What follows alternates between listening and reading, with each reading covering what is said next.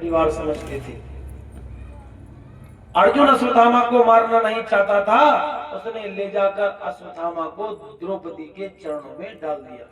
बोले मैं तुम्हारी संतान, तुम्हारे पुत्रों के हत्यारे को लेकर आया हूं। और जैसे ही द्रौपदी ने देखा सामने अश्वत्थामा खड़ा है, गुरुपुत्र खड़ा है, एक ब्राह्मण खड़ा है और उसको ऐसे बांध कर लाया गया है जैसे किसी पशु को बांध लेते हैं। द्रौपदी को इतना दुख हुआ, उन्होंने कहा मुच्यताम मुच्यते त्वेष ब्राह्मणो नित्राम अग्रुहु, इसको छोड़ दो, छोड़ दो, यह ब्राह्मण है और यह गुरुपुत्र है, इसको छोड़ दो, यह पूजनीय है। बताइए, जिसके पुत्रों को किसी ने मार दिया हो, संतान की हत्या कर दी हो, क्या कोई उसको छोड़ने के लिए कहेगा? आज की तारीख में नहीं कहेगा। लेकिन द्रौपदी, इतनी करुणा उनके अंदर, इतना समर्पण उनके अंदर, इतना प्रेम उनके अंदर था कि उन्होंने कहा कि इसको छोड़ दो। पहली बात तो ये गुरुपुत्र है और गुरुपुत्र गुरु के समान है। दूसरा, ये ब्राह्मण है, ब्राह्मण का अपमान करने से हमारा वंश नष्ट हो जाएगा, भागवत जी में स्पष्ट लिखा है। और तीसरी, द्रोणाचार्य जो अश्वत्थामा के पिता थे, उनके गुरु थे, कुलगुरु थे, वो उस युद्ध में मारे गए थे। तो उनकी जो पत्नी थी कृपी देवी, गौतम ऋषि की कन्या थी, द्रोणाचार्य की पत्नी, अभी अभी उनके पति की मृत्यु हुई है। तो इनकी मां पति की मृत्यु के दुख में, शोक में अभी उभरी नहीं है, उनको दुख है। और अभी अगर उनकी संतान, उनका पुत्र भी आप मार दोगे तो जैसे मैं अपने पुत्रों के लिए दुखी हूं, रो रही हूं, रुदन कर रही हूं, वैसे ही गुरु माता भी अपने पुत्र के लिए रुदन करेंगी, वियोग में, पीड़ा में रहेंगी। इसलिए इसको मत मारो। सबने द्रौपदी की बात मान ली। युधिष्ठिर जी ने, नकुल ने, अर्जुन ने, सहदेव ने, श्री कृष्ण ने, कुंती ने, सबने बात मान ली। केवल भीमसेन क्रोधित हो गए। भीमसेन ने कहा इसने हमारे पुत्रों को मारा है, हम किसी भी हाल में इसको क्षमा नहीं करेंगे। तब भगवान कृष्ण ने सोचा कि भीम नहीं मान रहे, तो उन्होंने अर्जुन की ओर मुस्कुराकर इशारा कहा और कहा अहम बंधुर्न हन्ते आत्यताई बंधहिष्णः।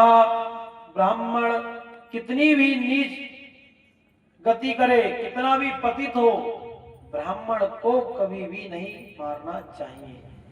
ब्रह्म हत्या सबसे बड़ा पाप है। ब्रह्म हत्या का कोई प्रायश्चित, कोई अनुष्ठान नहीं है। ब्रह्म हत्या सबसे बड़ा पाप है। ब्राह्मण का अपमान, ब्राह्मण की निंदा और ब्राह्मण की हत्या किसी भी स्थिति में नहीं करनी चाहिए। वह कितना भी नीच, कितना भी पापी क्यों ना हो। लेकिन अगर कोई आतताई है, दुष्ट है, आतंकवादी है, उसको कभी नहीं छोड़ना। अब ऐसी स्थिति में अश्वत्थामा ब्राह्मण भी है और आतंकवादी भी है, बालकों की हत्या की। ऐसी स्थिति में क्या करें अर्जुन? तो अर्जुन ने अपनी तलवार उठाई और अश्वत्थामा के मस्तक में एक मणि थी, जिसके कारण उसकी शक्ति, उसका तेज बहुत प्रबल था, और उसकी मणि को उसके बालों सहित उखाड़ दिया। मतलब अश्वत्थामा का मुंडन कर डाला। तब अर्जुन ने मस्तक की मणि निकाल ली। शास्त्र कहते हैं किसी का सिर मूंड दो, किसी का सिर मूंड दो, किसी का धन छीन लो, उसका अपमान कर दो, घर से निकाल दो। अगर कोई ब्राह्मण आपके यहाँ आए और आप उसको खरी खोटी सुनाओ, आप कैसे पंडित हो, आप पे कुछ नहीं आता, आप ये हो, आप वो हो, तो समझो आपने ब्राह्मण की हत्या कर दी। वही पाप लगेगा जो उसको मारने से लगेगा। अगर आपने ब्राह्मण को संकल्प लिया कि मैं आपको 101 रुपए दूंगा या एक जोड़ी कपड़े दूंगा या ये कराऊंगा, और आपने नहीं दिया, उसका धन छीन लिया या उसके पास से छीन लिया। आजकल तो व्यापार में ना ब्राह्मण देखते, ना क्षत्रिय देखते, ना वैश्य देखते, बस कैसे भी करके धन आ जाए। बहुत से कहते भी हैं यार ये ब्राह्मण आदमी पंडित आदमी इन्हें तो छोड़ दो। अरे भाई व्यापार में छोड़ेंगे तो क्या करेंगे, लूट लो। तो धन अगर छीन लिया, अपने ब्राह्मण का अपमान कर दिया, सिर मुंड दिया, या अपने घर से अपमानित करके निकाल दिया, जाओ हम तुमसे नहीं कराते कथा, तुम ऐसे पंडित जी नहीं, समझो आपने ब्रह्म हत्या कर दी और उसका कोई प्रायश्चित नहीं है। कितनी भागवत सुनो, कितना गंगा स्नान करो, कितना यज्ञ कराओ, आज ना 10 साल ना 15 साल ना 20 साल बाद नाश होना निश्चित है। ये भागवत जी में लिखा, मैं नहीं कह रहा। इसलिए गुरु का अपमान, संतों का अपमान, अपने माता पिता का अपमान, ब्राह्मणों का अपमान कभी भी भूलकर नहीं करना चाहिए। इसके बाद भगवान श्री कृष्ण ने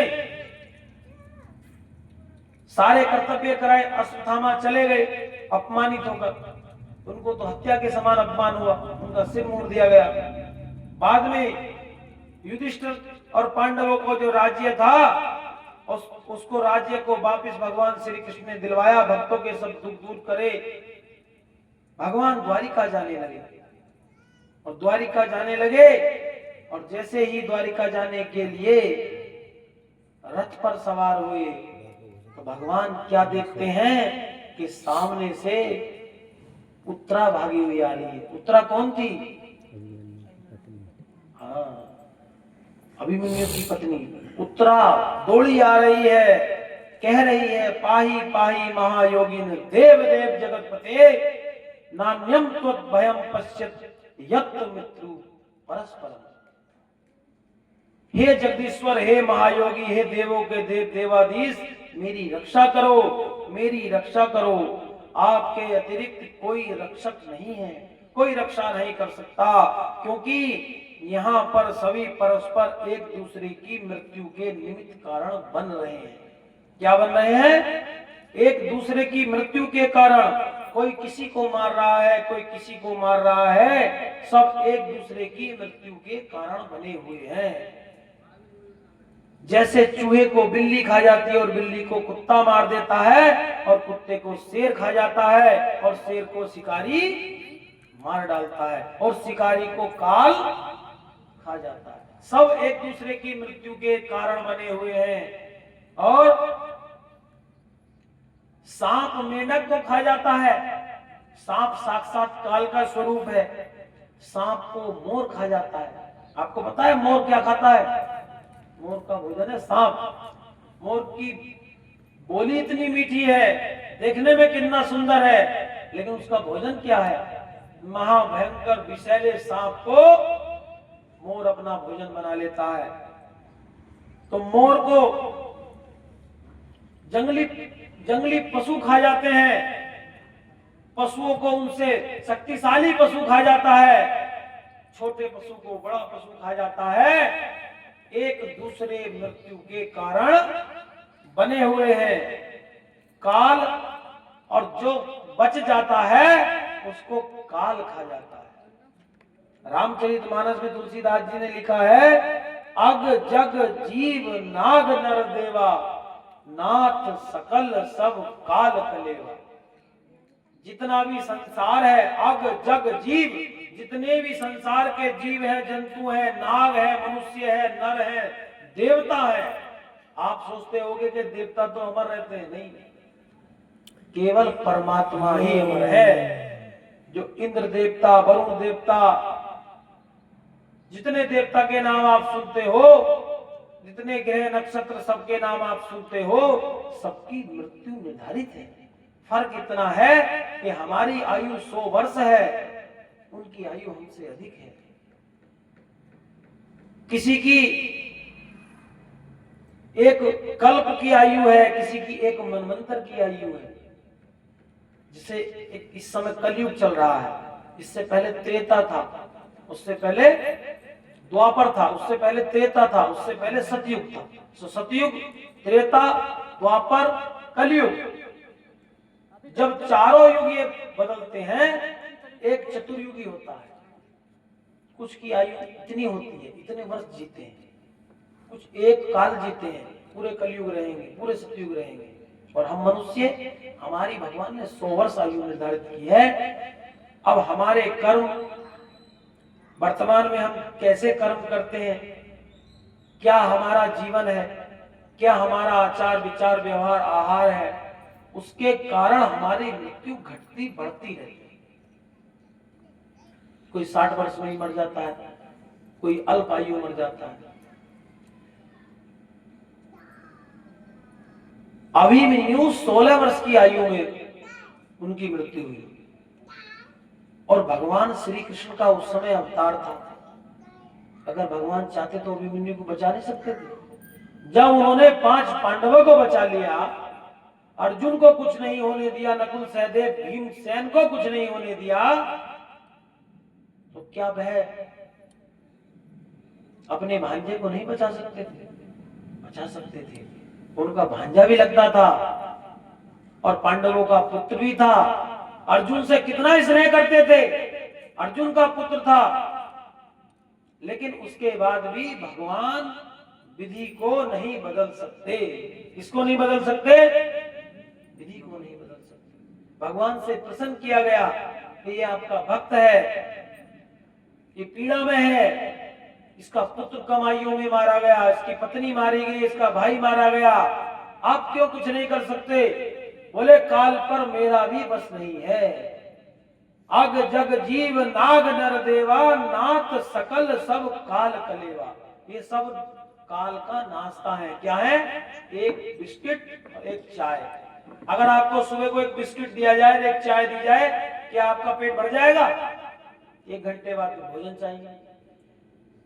इसलिए जैसे हम एक बिस्किट और चाय पी के भूखे रहते हैं, वैसे ही काल पूरे संसार को खाने के बाद भी भूखा ही रहता है। काल का पेट कभी नहीं भरता। तब भगवान ने देखा और जान गए, उत्तरा दौड़ी आ रही है, रक्षा करो रक्षा करो। भगवान ने सोचा कि यह फिर अश्वत्थामा ने ही नीचता का कार्य किया है, क्योंकि जब पांडवों ने अपमान किया तो पहले दुर्योधन को उन्होंने कहा कि मैं 5 पांडवों को मार के लाऊंगा, लेकिन जब पांडवों ने अश्वत्थामा का अपमान करके सिर मूंड कर उसकी मणि छीन कर निकाल दिया, उसी समय अश्वत्थामा ने संकल्प लिया कि मैं पांडवों के वंश को नाश कर दूंगा, पांडवों के वंश में कोई नहीं छोड़ूंगा। तो जो अभिमन्यु का पुत्र था, उत्तरा के गर्भ में पल रहा था, क्योंकि 5 पांडवों के पुत्रों को तो वो पहले ही मार चुका था, केवल वही एक उनके वंश में बचा था। कौन? अभिमन्यु का पुत्र उत्तरा के गर्भ में। वह उसको मारने के लिए जहां था वहीं से उसने अपना ब्रह्मास्त्र छोड़ दिया, और ब्रह्मास्त्र की गर्मी से उत्तरा का गर्भ जलने लगा, उत्तरा को पीड़ा होने लगी। उत्तरा भागी भागी गई भगवान के पास और कहने लगी, पाही पाही महायोगिन देव देव जगतपते, हे देवाधीश, हे जगदीश्वर भगवान, आप मेरी रक्षा करो, आपके सिवा हमारी रक्षा कोई नहीं कर सकता। भगवान के अतिरिक्त हमारा कोई रक्षक नहीं है। ये हमारा भ्रम है कि हमारी रक्षा मनुष्य कर सकता है। मनुष्य के हाथ में कुछ नहीं है, केवल मनुष्य निमित्त मात्र है। तब भगवान जान गए। तब भगवान ने उत्तरा के गर्भ में पल रहे बच्चे को एक कवच के रूप में उनके गर्भ में प्रविष्ट किया और सुदर्शन चक्र से एक कवच बना दिया, और उस कवच पर उस ब्रह्मास्त्र का कोई भी असर नहीं हुआ। उत्तरा के गर्भ की रक्षा भगवान श्री कृष्ण ने की। पांडव, कुंती, द्रौपदी, उत्तरा, जितने भी वहां उपस्थित थे, भगवान की इस करुणा को देखकर सब लोग अश्रुधारा से रोने लगे और कहने लगे, हे भगवान, हे माधव, हे कृष्ण, आपके अतिरिक्त हमारा कोई भी रक्षक नहीं है। आपने इतनी मुसीबत में हमारा रक्षक बनकर कार्य किया। कुंती कहने लगी, आपने पहले हमारे पुत्रों की रक्षा की। पांडवों को अग्नि द्वारा जलाया गया, पांडवों के साथ छल किया गया, उनका धन छीन लिया, उनकी संपत्ति छीन ली, उनको वनवास करा दिया, 1 वर्ष का अज्ञातवास हुआ। उस समय भी भगवान ने, बहुत लंबी कथा है, सब आप जानते ही हो, कितनी पांडवों की मदद भगवान ने की। और उस समय लोग कहते हैं कि आज कलयुग चल रहा है, आज लोग एक दूसरे को कष्ट दे रहे हैं। जिस समय भगवान कृष्ण का जन्म हुआ था, भगवान कृष्ण अवतार लिए हुए थे, भगवान नारायण का साक्षात अवतार था और इस पृथ्वी पर भगवान उपस्थित थे, उस समय दुर्योधन क्या कर रहा था? दुर्योधन अपने भाई की पत्नी से कह रहा था कि तुम आओ मेरी जंगा पर बैठ जाओ।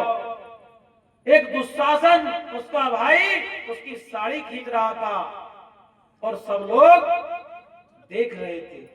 ये कलयुग नहीं था, उस समय तो द्वापर था और द्वापर के साक्षात भगवान अवतार लिए हुए थे। आज तो न भगवान है, न कोई सिद्ध है और ना इतने शक्तिशाली पति हैं। अर्जुन को क्या मानते हो? उस समय अर्जुन के समान कोई बलशाली पुरुष नहीं था। साक्षात भगवान शिव ने उनको गांडीव धनुष दिया था, जिसकी शक्ति इतनी थी, इतना तेज था कि आंख बंद करके अर्जुन जहां तीर मार देते थे वह निशाने पे लगता था। ऐसे पति, भीम जैसा बलवान पति, नकुल सहदेव जैसे पति होने के बाद भी द्रौपदी की लाज कोई नहीं बचा सकता, भगवान को ही आना पड़ा। इसलिए ये जो प्रकृति है, ये जो क्रम है, अच्छे बुरे लोग पहले भी थे। रावण त्रेता का था। रावण कब का था? त्रेता युग का। त्रेता युग में भगवान राम का अवतार हो चुका था। उसने तो साक्षात अम्बा जगदम्बा पराम्बा लक्ष्मी को ही हरण कर लिया। किया नहीं किया? बताइए, कहां थे भगवान राम? लेकिन भगवान राम उस समय मनुष्य अवतार में थे। उन्होंने शिक्षा दी कि मनुष्य किसी भी काल चक्र से नहीं बच सकता, मनुष्य को ये सब झेलना पड़ेगा। रावण का अत्याचार इतना बढ़ा हुआ था, रावण की शक्ति इतनी बड़ी हुई थी, जैसे यहाँ भागवत कथा हो रही थी, ऐसे किसी गांव में अगर कोई सत्संग कीर्तन कथा होती थी, कोई यज्ञ होता था, अनुष्ठान होता था, तो रावण अपने राक्षसों को भेजकर उसको विध्वंस करा देता था। ये कथाएं आपने टीवी पे देखी होंगी कि ऊपर से राक्षस हड्डियां लाते थे और यज्ञ में डाल देते थे। कहीं सत्संग हो रहा है तो उसमें रूप बदल बदल कर जाकर कहीं मदिरा डाल देते थे। कुल मिलाकर जो धार्मिक कार्य थे, रावण के शासन में सब धार्मिक कार्य बंद हो गए थे। रावण ने देवताओं की, गंधर्वों की, नागों की, मनुष्यों की, सबकी कन्याओं को, और कन्याओं छोड़ो, उनकी पत्नियों को बलपूर्वक हरण करके अपनी रानी बना लिया था। ये सुना है आपने? रावण ने जहां को निकलता था, देवता हो, गंधर्व हो, मनुष्य हो, जो स्त्री दिखाई दी सबको हरण करके लंका ले जाता था। उसका सगा भाई तो नहीं, सोतेला भाई कहेंगे, आपने नाम सुना होगा कुबेर। कुबेर जी उनके सोतेले भाई थे रावण के। और उनकी जो पत्नी थी, अप्सरा थी, उसके साथ कुबेर जी के पुत्र थे नलकुबर, उनका विवाह उस अप्सरा के साथ हुआ था। अप्सरा देखने में सुंदर थी। एक बार रावण भ्रमण पे जा रहा था, उसने देखा कोई सुंदर युवती है, उसने उस युवती को पकड़ लिया। उसने कहा कि मैं आपकी पुत्रवधू हूं। भतीजे की बहू पुत्रवधू तो हुई। बोले मैं आपके भाई कुबेर के पुत्र नलकुबर की पत्नी हूं, आप मुझे छोड़ दो। लेकिन रावण इतना अहंकार, इतना दुराचार, इतना पापी, इतना नीच प्रवृत्ति का था कि उसने अपनी पुत्र वधू को भी नहीं छोड़ा, उसको भी अपने काम का शिकार बना लिया। कुछ लोग, ब्राह्मण लोग, हमारे जाति के लोग भी रावण को अपना वो मानते हैं, दादा रावण, और ये लिखते हैं स्टेटस पे। अरे कम से कम रावण के बारे में पढ़ तो लो, रावण ने कितना तक ज्ञानी होना अलग चीज है। रावण ज्ञानी था, बलशाली था, लेकिन अंत में उसने इतने अत्याचार किए, आज तक रावण का पुतला जलाया जाता, जलाया जाता नहीं जलाया जाता। इसलिए कुंती कह रही है कि आपने हमारी बहुत रक्षा की। ये अत्याचार कोई कलयुग में नहीं है, कलयुग, सतयुग, त्रेता और द्वापर, ये जो 4 युग है ना, ये केवल हमारी बुद्धि की सोच है कि हम कलयुग में जी रहे हैं और हम सतयुग में जी रहे हैं। जब हम सुबह उठते हैं, जिनके घर में पूजा पाठ होती है, क्या सुबह को स्नान करते हैं नहीं करते? क्या भगवान के मंदिर में धूप बत्ती जलाते हैं नहीं जलाते? उस समय क्या है, सतयुगी तो है। मंदिर में जाकर देखो, घंटे की ध्वनि मिलेगी, शंख की ध्वनि मिलेगी, जय श्री ओमकारा, हर हर महादेव, जय श्री कृष्णा, राधे राधे होती मिलेगी। क्या है? सतयुग है। आप किसी शराब के ठेके पे शाम के नंबर में पहुंच जाओ, आपको शराब बिकती मिलेगी, शराबी गाली देते मिलेंगे, एक दूसरे से झगड़ा करते मिलेंगे। वो क्या है? वही कलयुग है। आप किसी ऐसे के पास पहुंच जाओ जो छल कपट करता मिलेगा, वही कलयुग है। तो हम नित्य सतयुग में भी जीते हैं, त्रेता में भी जीते हैं, द्वापर में भी रहते हैं और कलयुग में भी रहते हैं। केवल हमारी बुद्धि का भ्रम है कि हम कलयुग के जीव हैं, कलयुग में ऐसा होगा। मैंने आपको त्रेता की कहानी रावण की बताई, द्वापर में दुर्योधन ने कितना अत्याचार किया, महाभारत की कथा सब लोग आप जानते ही हैं, रामायण सब लोग आप देखते हैं।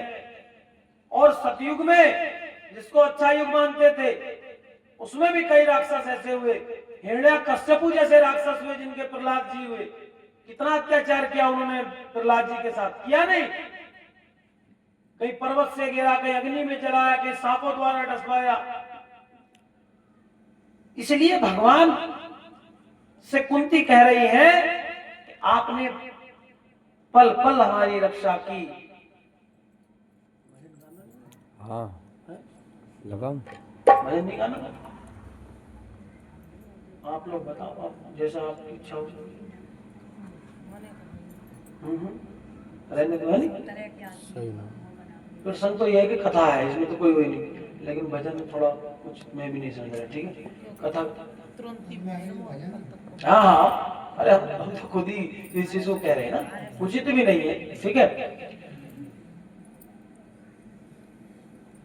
पहले जब भागवत कथा प्रारंभ हुई ना, बहुत पहले, अब नहीं, लगभग 100 साल पहली बात है, तो वृंदावन में जब कथा का प्रारंभ हुआ, तो कथा का नियम ये था कि सुबह को सूर्य उदय से और शाम को सूर्यास्त तक भागवत कथा बाची जाती है। सुबह को सूर्य उदय हुआ और दिन में मतलब बीच में दोपहर के समय 1 घंटे का विश्राम दिया जाता है। किसी को लघु शंका जाना है, किसी को कुछ किसी भी कार्य से निवृत्त होना है, लेकिन उसमें भी 1 घंटे में भी निवृत्त होकर उस 1 घंटे में बीच में कीर्तन किया जाता है। कथा के बीच में कोई कीर्तन, कोई भजन का नियम ही नहीं है।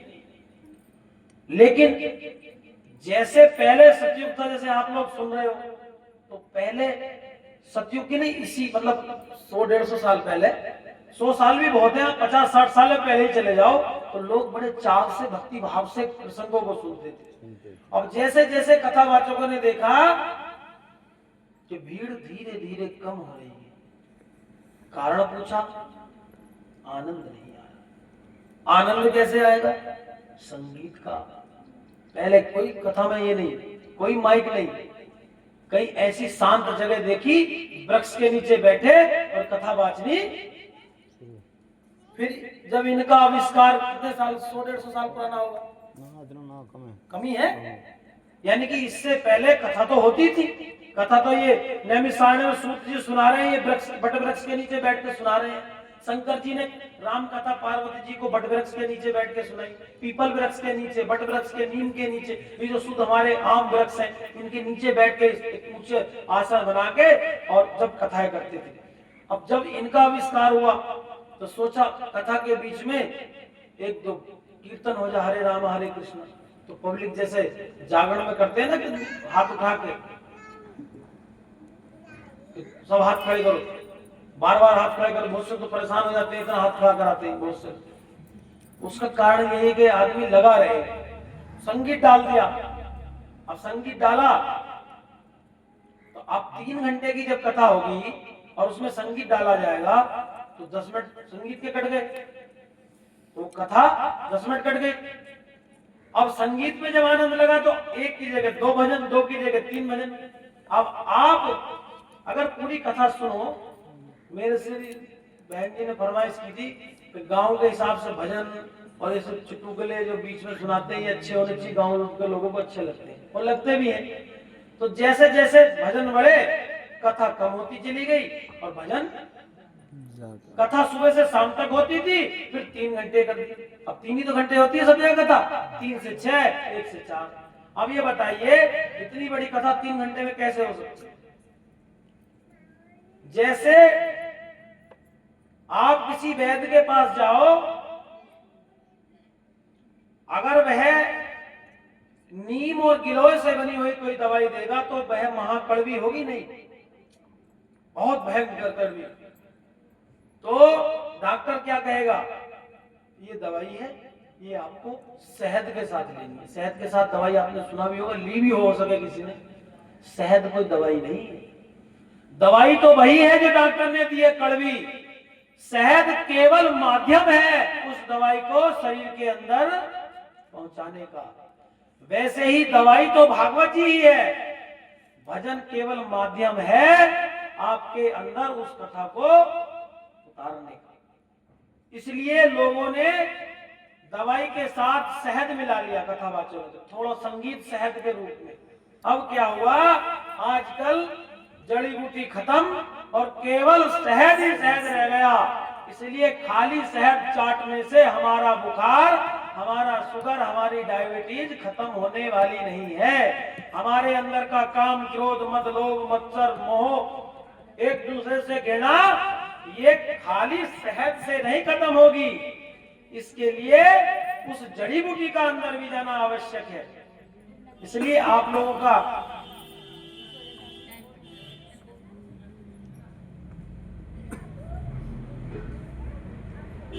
ध्यान पूर्वक कथा सुनना अति आवश्यक है।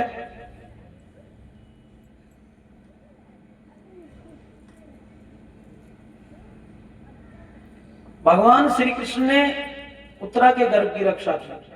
उत्तरा के गर्भ में और कोई नहीं, परीक्षित जी ही पल रहे थे। जो मुख्य परीक्षित कथा सुन के श्रोता हैं और वक्ता हैं सुखदेव जी। अभी तक तो सूत जी कथा सुना रहे हैं, अभी सुखदेव जी की कोई इसमें कथा सुनाने में एंट्री नहीं है और ना ही परीक्षित जी की। अभी तो उनकी परीक्षित जी के जन्म की कथा चल रही है। तो परीक्षित जी का भगवान श्री कृष्ण ने सबको सांत्वना दी, कुंती ने अनेकों प्रकार स्तुति की। एक बहुत सिद्ध मंत्र है, कृष्णाय वासुदेवाय देवकी नंदनाय च, हाँ गोविंदाय नमो नमः। प्रेमानंद जी बताते हैं, कृष्णाय वासुदेवाय हरे परमात्मने प्रणत क्लेश नाशाय गोविंदाय, ये दोनों भागवत जी के सिद्ध गुण हैं। ये कुंती और पांडवों द्वारा स्तुति भगवान श्री कृष्ण की है। और वो जो कृष्णाय वासुदेवाय हरे परमात्मने प्रणत क्लेश नाशाय गोविंदाय नमो नमः, 20,000 राजा जो जरासंध ने बंदी करके रखे हुए थे, आगे कथा आएगी, उन 20,000 राजाओं ने भगवान की स्तुति की थी। तो 20,000 एक साथ अगर स्तुति करेंगे तो स्तुति कितनी अच्छी होगी। इसलिए वह सिद्ध स्तुति है। इसलिए आचार्य संत लोग उसको मंत्र को गाने के लिए, उसका उच्चारण करने के लिए कहते हैं। ये स्तुति कुंती ने पांडवों ने की। भगवान को पांडव बहुत प्रिय थे। कुंती उनकी बुआ थी, बहुत प्रेम करते थे भगवान श्री कृष्ण अपनी कुंती बुआ से, तभी तो इतना कुछ उनके लिए समर्पण किया। तो इन दोनों स्तुतियों को कृष्णाय वासुदेवाय देवकी नंदनाय च नंद गोप कुमाराय गोविंदाय नमो नमः, और दूसरा वाला जो है प्रणत कलेश नाशाय, इतना ही फर्क है, बाकी सेम है। इन दोनों को नित्य कहने से भागवत जी के कम से कम एक स्कंद को पढ़ने का फल मिलता है। और अगर किसी कारणवश आपको संस्कृत नहीं आती, आपको याद नहीं हो रहा कंठस्थ, तो भागवत जी में ही लिखा है अगर एक श्लोक का 1/4 भाग, 1/4 क्या होगा, गोविंदाय नमो नमः, केवल अगर सुबह और शाम तक एक बार हमारे मुख से गोविंदाय नमो नमः निकल जाए तो हमें एक पूरा श्लोक पढ़ने का पुण्य प्राप्त होगा। इसलिए पहले सीताराम राधे श्याम और गोविंदाय नमो नमः, नमो नारायण, ये सब बड़े संत लोग भी एक दूसरे से करते थे, और जो साधक लोग थे वो तो करते ही करते थे। तो कुंती ने जो स्तुति की, बाद में जब भगवान श्री कृष्ण ने सांत्वना सबको दी, तो युधिष्ठिर जी पहले तो अपना हक मांग रहे थे कि हमारा दुर्योधन के भाइयों ने, दुर्योधन ने हक नहीं दिया, लेकिन जब सब मारे गए, मार के तो राज्य मिला दुर्योधन जी को, और जब दुर्योधन को राज्य मिला तो दुर्योधन जी, युधिष्ठिर जी को राज्य मिला दुर्योधन को मार के, तो वह बैठे हुए सोचने लगे कि मेरा सारा कुल, सारा परिवार मारा गया और मैं अब राजा बना तो क्या बना, क्योंकि वो धर्मात्मा थे। युधिष्ठिर धर्म का अवतार थे। किसका अवतार थे? उनको धर्मराज युधिष्ठिर कहा गया है। युधिष्ठिर का जो रथ था वो पृथ्वी पे नहीं चलता था। अब सोचो कहां चलता होगा, पृथ्वी नहीं चलता होगा, पृथ्वी से 2 हाथ ऊपर चलता था। कहा ना, बहुत से कहते हैं तो आकाश में उड़ रहा है, धरती पे पैर नहीं थे। ऐसी सुनी होगी कहावत किसी के मुंह से कि भैया धरती पे पैर रख। इतने धर्मात्मा थे कि जब उनका रथ चलता था तो रथ पृथ्वी पे नहीं चलता था, पृथ्वी से 2 हाथ ऊपर चलता था। इतनी शक्ति उनके अंदर थी। जिस दिन उन्होंने झूठ बोला था, भगवान ने कहा था कि कह दो अश्वत्थामा मारा गया, तब उन्होंने कहा था कि अश्वत्थामा तो मारा गया, लेकिन नर या पशु ये पता नहीं। केवल भगवान की जो बात नहीं मानी, झूठ बोला, उसी दिन उनका रथ पृथ्वी पे टिका था। उससे पहले उनका रथ पृथ्वी पे टिका नहीं चलता। इतने धर्मात्मा युधिष्ठिर थे। युधिष्ठिर जी ने सोचा मेरा कुल, मेरा परिवार सब नष्ट हो गया, अब मैं इस राज्य को कैसे चलाऊं। दुखी हो गए, दुखी अवस्था में बैठे थे। भगवान कृष्ण आए, उन्होंने बहुत समझाया, लेकिन दुखी, भगवान कृष्ण की बात नहीं मानी। एक रहस्य की बात मैं आपको बताऊं, भगवान कृष्ण, भगवान नारायण का अवतार थे, लेकिन आपने महाभारत की टीवी पे भी कथा सुनी होगी, देखी होगी। क्या किसी ने उनको भगवान माना?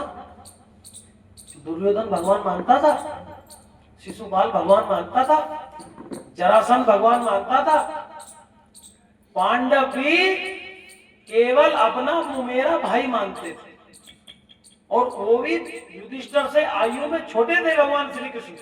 केवल अर्जुन उनके साथ के थे। 89 वर्ष आयु थी उस समय भगवान कृष्ण की, जिस समय महाभारत का युद्ध हुआ, और 91 साल के उस समय युधिष्ठिर जी थे। 2 वर्ष बड़े थे, और 89 के ही उस समय अर्जुन थे, 89 वर्ष के, और नकुल सहदेव छोटे थे। तो भगवान कृष्ण को पांडव भी गुरु भगवान के रूप में स्वीकार नहीं करते थे, केवल भाई होने के नाते हमारी मदद करते, ये उनके मन में थी। तो भगवान श्री कृष्ण ने देखा कि युधिष्ठिर जी अपने धर्म से अब हट रहे हैं, विचलित हो रहे हैं, तो वह उनको कहां लेकर गए?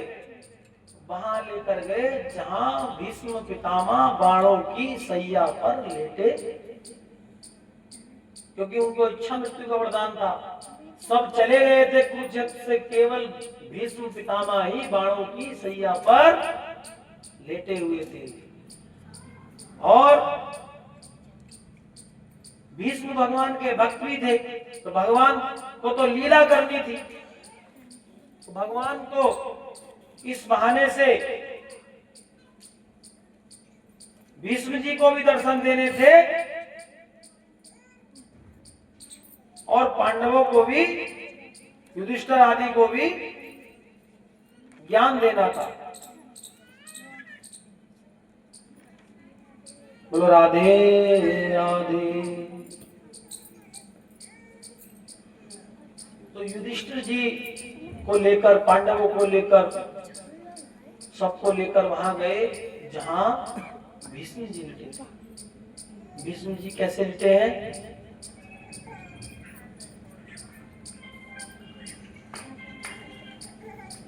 इति मति रूपम कल्पिता विशिष्टा भगवती शाश्वतम पुंगवे विभोगनी स्वं सुखम मुदगते क्वचित हरतमा प्रकृति मुपेरुदीयतम प्रवाह त्रिभुवन कमनवम तलानम वर्णम रविकरम गौरवांबरम धनाने बपूरलकुलावृतांतनाजं विजयं सकेरति सस्तु मेन्मदा।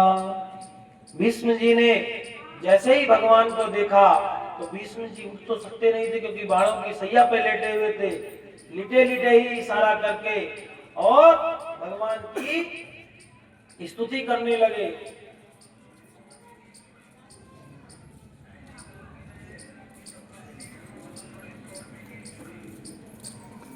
अनेकों प्रकार भीष्म जी ने भगवान की स्तुति की। तब भगवान की स्तुति करने के बाद भीष्म जी से भगवान श्री कृष्ण ने युधिष्ठिर जी को राज्य चलाने के लिए उपदेश दिलाया। भीष्म जी ने युधिष्ठिर को उपदेश दिया, उनको ज्ञान दिया। क्यों? क्योंकि पांडव भीष्म जी को अपना गुरु मानते थे। किसको मानते थे? भीष्म जी। वो बड़े थे परिवार में और उनको गुरु भी मानते थे वो, और बड़े तो थे ही। इसलिए भीष्म जी के कहने से